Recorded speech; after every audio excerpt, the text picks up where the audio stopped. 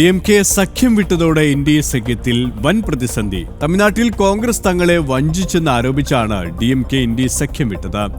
June 8 ഡൽഹിയിൽ ചേർന്ന India സഖ്യയോഗത്തിൽ DMK പങ്കെടുക്കില്ലെന്നും വാർത്താക്കുറിപ്പിലൂടെ അറിയിച്ചു.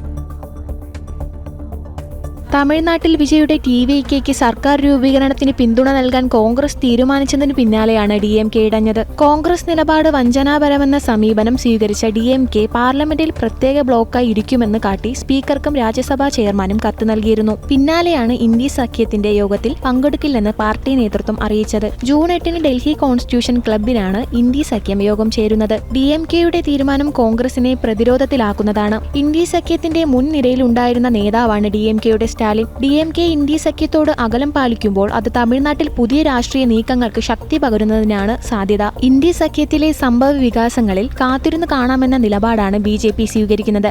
ജനം, ഡൽഹി.